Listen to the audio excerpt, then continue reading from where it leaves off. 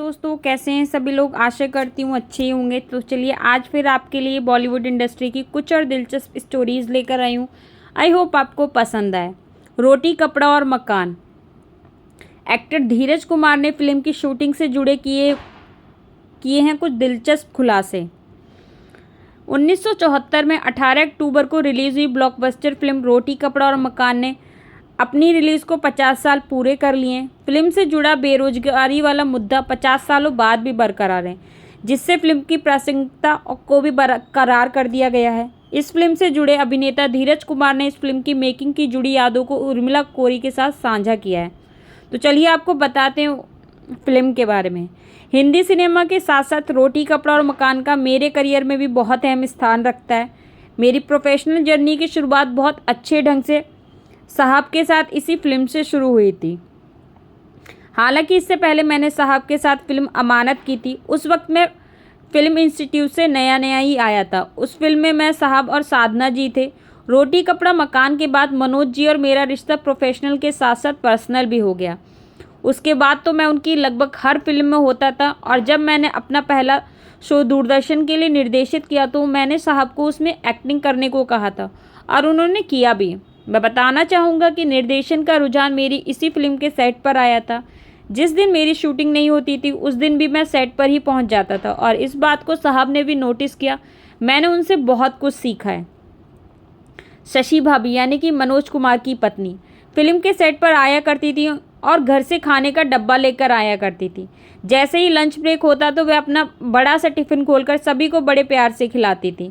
बहुत प्यार से बोलती थी कि धीरज खाओ भाई, अमिताभ तुम भी खाओ। मक्के दी रोटी, सरसों दा साग और घर का बना मक्खन होता था। शशि भाभी इतनी केयरिंग होती थी कि कई बार तो अपने हाथों से भी हमको खाना खिला देती थी। प्रोफेशनल क्या होते हैं हमें नहीं पता, सब कुछ बहुत ही आत्मीयता वाला माहौल उस सेट पर होता था। जब मुझे साहब ने फिल्म रोटी कपड़ा और मकान ऑफ़र की थी तो उन्होंने कहा था कि तुमको ये करना है।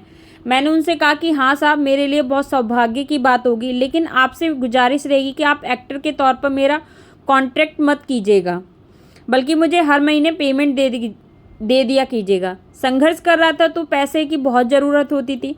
साहब इस बात को जानते थे, वे राजी भी हो गए। उन्होंने धीमे स्वर में बोलने की आदत है। उन्होंने कहा कि अच्छा ठीक है।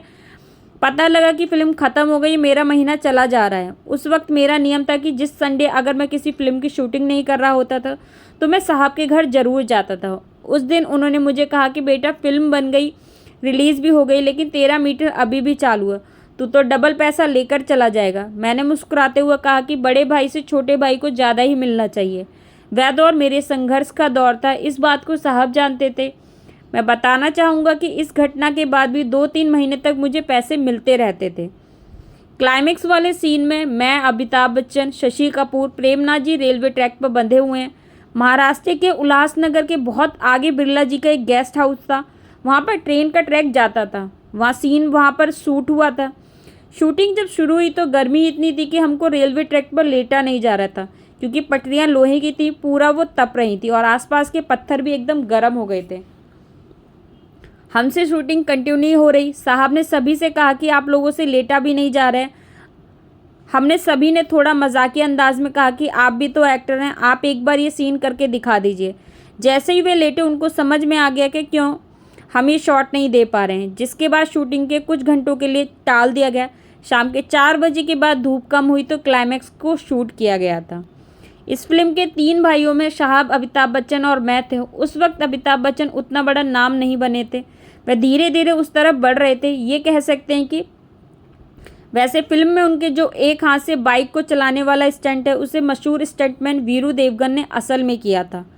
फिल्म के स्टंट सीन में उसकी जगह उस वक्त बहुत चर्चा हुई थी। हालांकि क्लाइमैक्स की शूटिंग में अमिताभ बच्चन पूरी तरीके से समर्पित थे। उनके डेडिकेशन ने मुझे भी मोटिवेट किया था। मैंने भी तय कर लिया था कि मैं अपना 100% दूंगा। आपको ये स्टोरी कैसी लगी कमेंट में ज़रूर बताइएगा। अगर आपको इस स्टोरी अच्छी लगी हो तो लाइक, सब्सक्राइब, शेयर करना ना भूलें। Thanks for watching. Bye bye.